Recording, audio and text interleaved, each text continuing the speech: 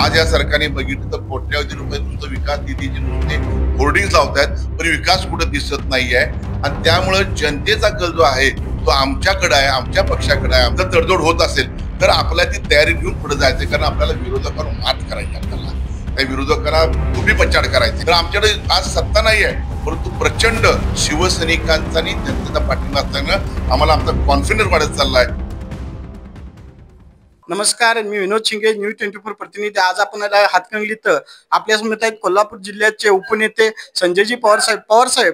महाविकास आघाडीच्या माध्यमातून आज मी जिल्ह्याचा दौरा केला, तर सर्वात जास्त महानगरपालिका, नगरपंचायत, जिल्हा परिषद, पंचायत समितीला महाविकास आघाडीची उमेदवारी मिळावी यासाठी मोठ्या प्रमाणात लोकांचे प्रयत्न आहेत. नागरिकांचा मोठ्या प्रमाणात कल महाविकास आघाडीकडे आहे. आज तुम्ही कोल्हापूर जिल्ह्याच्या उमेदवाराची चाचपणीचा दौरा हातकंड्यातून सुरुवात करताय.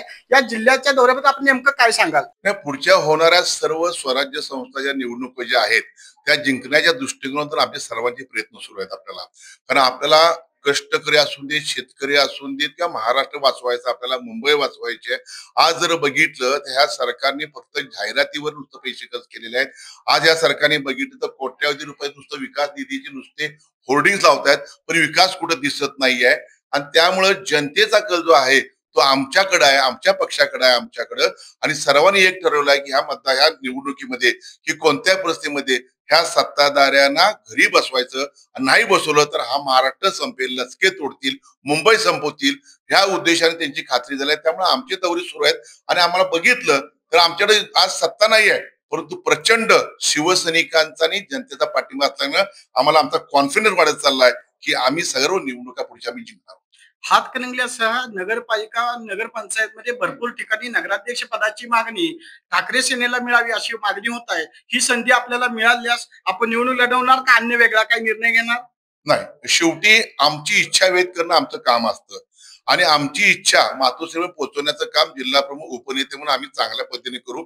आणि आम्हाला का नाही, आमच्याकडे सक्षम जर उमेदवार असेल आणि जो तो निवडून येणार असेल, पूर्वीचा अनुभव त्याचा स्ट्रॉंग असेल, तर त्याला मिळायला पाहिजे ना उमेदवारी.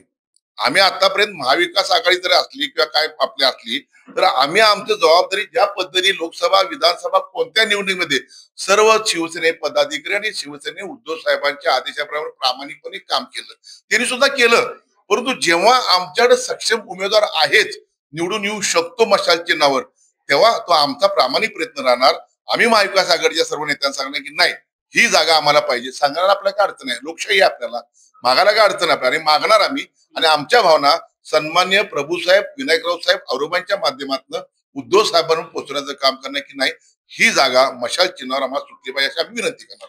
कमी वेळेमध्ये जिल्हा प्रमुख पद भोगणारे संजय चौगले यांना कमी काळ मिळाला. त्यानंतर विधानसभेची इलेक्शन लागली, त्यामुळे शिवसेनेत असणारे बरेचसे घटक पक्ष फुटले.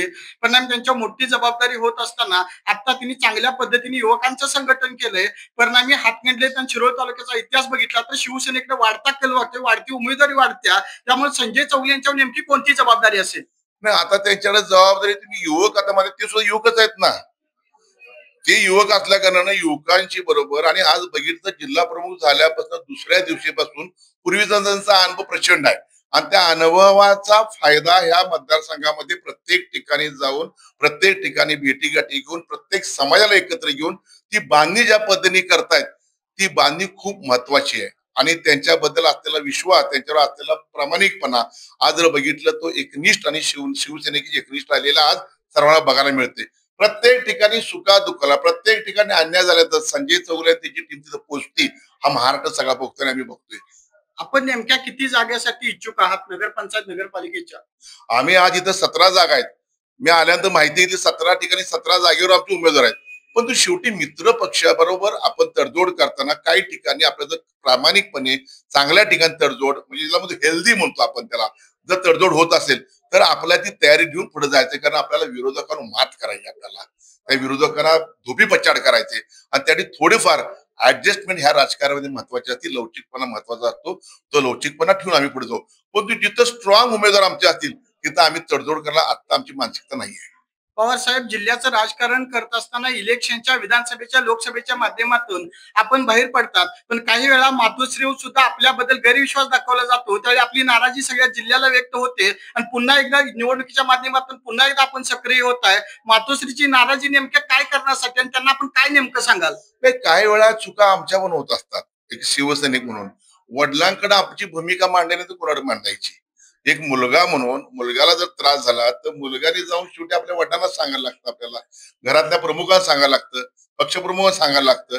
आणि त्या पद्धतीने सांगितल्यानंतर मला उद्धव साहेबांबद्दल जे काय आपल्याला आम्ही गेलो भेटलो त्यांनी मला जे सांगितलं त्या गोष्टी मी इथं ओपन बोलू शकत नाही.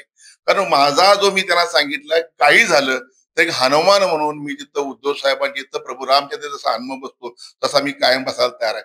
पण तू शेवटी माझ्या भावना व्यक्त करायला पाहिजेत ना. जर काही चुकीचं होत असेल किंवा चुकीचं झालं असेल तर ते दुरुस्त करण्यासाठी आम्ही तो प्रयत्न केला होता. परंतु आदेश हा आदेश असतो उद्धव साहेबांचा.